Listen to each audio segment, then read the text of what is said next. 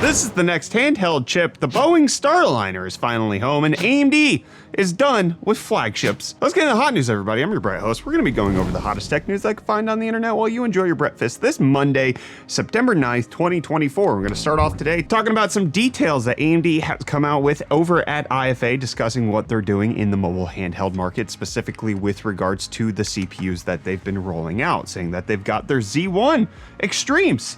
There's Z1s in the market today. And the Z2? Well, that's in the works. We're working with a number of partners across the OEM ecosystem on that, and it will be coming to the market probably in the early part of 2025.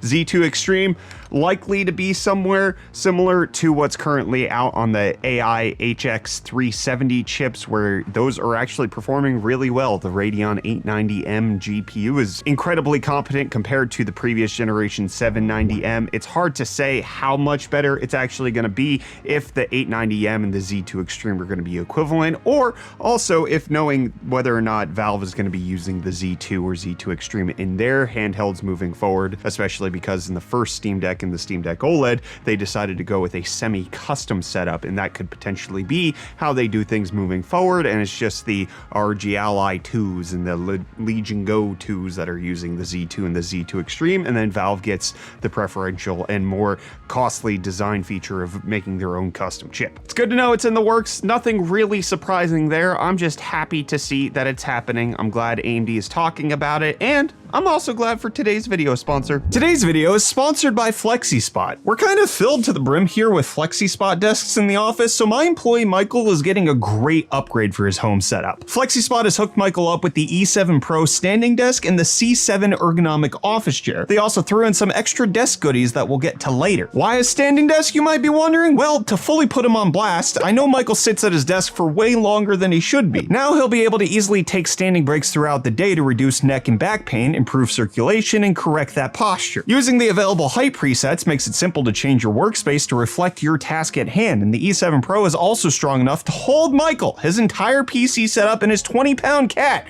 Say hi to Arnie, everyone. And while he's not standing, Michael is now sitting in the C7 ergonomic office chair. The C7 features a self-adapting dynamic lumbar system that moves with you while you make your changes in your posture. FlexiSpot also includes a mechanism to lock this system in place once you find an ideal position. The DuPont elastomer and velvet yarn mesh seat and back are adjustable, breathable, easy to clean, and offer great support. The 3D adjustable armrest and adjustable headrest make it easy to find your ideal position. Rounding out here with the extra goodies, Michael now has a slim under-desk drawer to hold little tools and trinkets, a nice dual-arm monitor mount, and a handy cable management tray to make Kyler proud. You can check out FlexiSpot's E7 Pro standing desk and C7 ergonomic office chair here. FlexiSpot has tons of other options to fit all budgets, so feel free to browse the rest of their product stack too. And you can use our exclusive promo code and the link in the description to save huge on your home office makeover. Well, even though that FlexiSpot desk can support Michael and Arnie, the Boeing Starliner could not support the two astronauts who went to the ISS with it and had to return unmanned to the United States, which it's exactly what it did. It did not burn up in orbit and made its way safely back to soil, with it landing in New Mexico roughly around midnight on September 7th. This is after it went up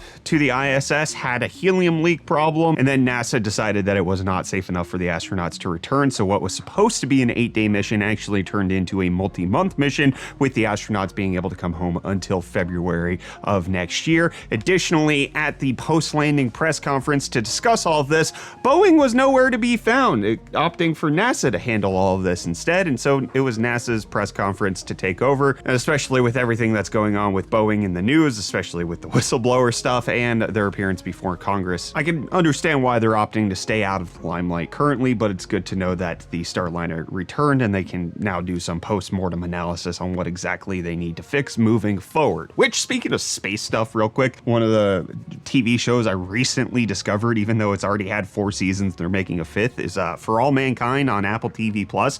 I've been enjoying the heck out of that show. I'm not even done with the 2nd season yet, but I have absolutely adored that show, and reading about Boeing Starliner and everything that's going on there, there's just some similarities with what the show has to provide, and I've been thoroughly enjoying it. Let me know if you've heard of or watched For All Mankind, because it's been pleasant for me. And I hope Reece is pleasant for you. He said he might not have his voice, but we'll see how that works out. Yo, welcome back to UFD Deals, bringing the hottest tech deals on the internet. Happy Monday, everyone. Hope you guys had a good weekend. And hey, look at that. Over here, some deals. Starting off today, we have this Edifier G1000 2.0 Bluetooth speakers with RGB lighting, available in white or black for only $34.99, making them $25 off. They're like the Logitech Pebbles, but with extra lighting for your desk and stuff. But then next up, we have the MSI Mag Core Liquid E240 Black ARGB AIO CPU liquid cooler, which is currently going for $79.99 after the rebate, making it $30 off the total price. And then lastly, we're checking out this Asus laptop on the extreme budget side of things with a 14-inch 1080p display, an Intel Celeron N4500, 4 gigs of DDR4 and 64 gigs of storage, going for only $109.99, making it $70 off and perfect for those going back to school. But hey, them's the deals. You can find these and more linked in the video description down below, but until next time, I'm gonna hand you off back to Brett for the rest of your hot news. Cheers. Well, Reece, it turns out Acer got a killer deal when it came to the design of their new gaming handheld that they announced last week, and that's because they didn't really design it. It was actually Terrence Force who designed the Blade 7, and Acer coming out with their Nitro Blade 7, essentially just going to be the rebadged design of a different company, a Chinese handheld now being made for Acer. There's a couple things that are different, like the chip that's under the hood. It's an 8840HS for the Acer one as opposed to a 7840U, and it's also 144 hertz screen instead of the 120 hertz, but it looks like Acer did not come up with their own. They also announced it like the day of Intel's event, so everybody thought it was an Intel handheld and then ended up being an AMD handheld. It doesn't necessarily mean it's going to be bad, but the fact that it is an 8000 series chip and not something like a Z2 Extreme when it finally launches, or the HX370, means that they're already behind quite a bit, and then they're leveraging somebody else's design. I don't know if there's going to be many compelling reasons to pick up the Acer handheld. And if you want the fastest gaming graphics card on the market, AMD is already coming out and saying, hey, that might not be us for the next few generations. AMD giving an interview over to Tom's Hardware discussing their gaming GPU client strategy moving forward, and it does seem to indicate that AMD wants to focus on just the every person, the more midstream GPUs, and not necessarily trying to compete with Nvidia to go toe-to-toe at the highest, toppest end of everything. So one of the big things that came out in this interview is that AMD is looking for scale. They want to be 40 to 50% of the market. They want to hit those numbers where they can't do that when they're trying to go for the people who are buying the RTX 4090s, the 4080s, the 7900 XTXs, which one of the things that Tom's Hardware clarified was, hey, when you're saying you're not going for these flagship level enthusiast customers, is that just for client? That is the gaming side of things, or is this your strategy overall? And they made sure to clarify that with servers, they're going for the highest. They want to make sure that they're delivering things like the MI300, but for gamers like you and I, they're going to be focusing more on the mid-tier things that gamers would rather have. And that AMD is planning on getting to 40% market share, which is good luck, especially because if you look at everything that AMD's been doing on the Ryzen side of things, how they've been crushing it. Their CPUs do tend to perform very well for the price that they're at compared to the competition. They're barely cracking 25% at the current market, so for them to get to 40% on that would take a ton of effort on CPU side of things. And then you look at the GPU side of things, I think AMD has roughly 20% of the discrete GPU market if you exclude all of Intel's integrated GPUs that you can find on laptops. And so to double that is going to be a massive undertaking. Getting to 40% is not something they've done on the CPU side, with Ryzen crushing it. So I'm curious to see if this is just lip service, something that AMD is just saying they want to do, and that's to back up the fact that they're not releasing a high-end GPU, or if this is going to be an actual strategy moving forward. Because one of the ways that they could do this that they have neglected to in past years is do aggressive pricing. The things with Team Red GPUs right now is that they're well priced, not a stupid no-brainer if you buy Nvidia you're a dummy type of price. It's more of the, hey, you're gonna get a better bang for buck on AMD, but you know, there's intangibles that Nvidia has that some people value, so you can go Team Green if you want to. Things like the 4060 versus the 7600, they're close enough in price point where it's gonna be a matter of preference and what's on sale, not, hey, the 7600 is $100. It's the obvious, most ridiculous choice to not buy that GPU, especially if you're in the budget class. So if AMD wants to try to hit that type of market share, as somebody who doesn't run a multi-billion-dollar company, I think they need better pricing. Not better price. The pricing's good. I just more aggressive pricing to potentially gain that market share that they're saying that they desperately want. And I desperately want to read your comments from Friday's episode of Hot News. Over on Floatplane, we got Northern Llama saying Z2 Steam Deck, let's go.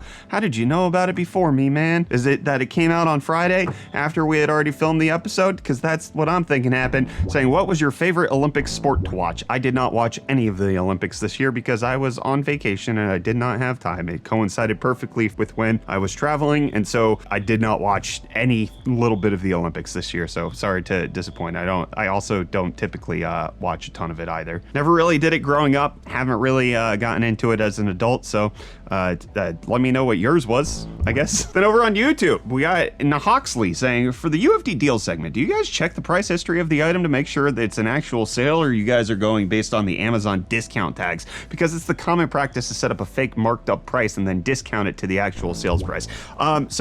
This is if you joined us for like our Prime Day live streams that we've done with Reece, you'll see that we actually have multiple tools that we use, such as I think this is the Keepa extension. We use various other ones for different sites. We do track the pricing. Now, the thing that we don't do, because it would require a little bit more manual input and that would get quite tricky, is like if the Amazon listed price, let's say for this CPU is $450 and it's at $366, we will say the discounted price is from what Amazon says the MSRP is down to $366, even though typically this thing's only selling for $420. So it's hard to give you the actual discount in real time like that. But if we're presenting deals, we have verified that this is actually at a price point that makes sense for us to promote it as a deal. Like when the 7800X3Ds went for like $340 a little bit ago, we promoted that because it is a good deal regardless of whatever the percentage off is. Weekend Warrior saying, I don't care how good a GPU is unless it's reasonably priced. Just because you can buy something doesn't mean you should. At the end of the day, it's just a PC and they shouldn't cost as much as a used beater card. I mean, it depends on what you're using your PC for. If it's your sole hobby, right, and you want to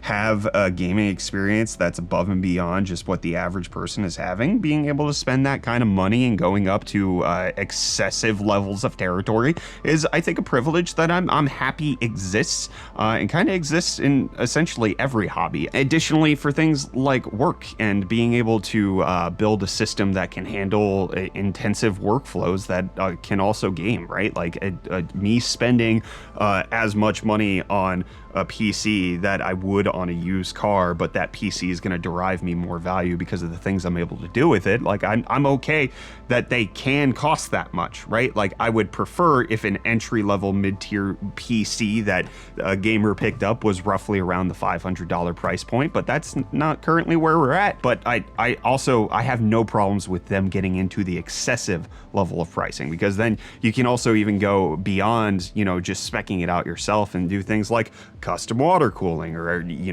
laser engraving and actual printing onto your PC and designing it and customizing it yourself, which I'm all for. I think that's the beauty of PC gaming and PC building, is that it can cost that much. It doesn't have to, but you can get so incredible with it. Like Zach Friedman, who just did a video where he made his Fractal North RGB. The fact that he was able to do this and built a whole RGB PC, I love things like that. Not saying you have to do it, but just the fact that we can make it happen, and you can spend ridiculous amount of time, engineering skills, effort, and money doing something like this is it's fantastic, and I'm all for it. And then Domik getting it right, saying avoid Balatro at all costs. This game is a drug. It is. I love it. I love that game so much. I played it on the trip and I haven't touched it since. I think I got my fill, but I enjoyed it. And then Moses saying, was Hot News delayed an hour today? It normally posted at 9 p.m. for me. Yeah,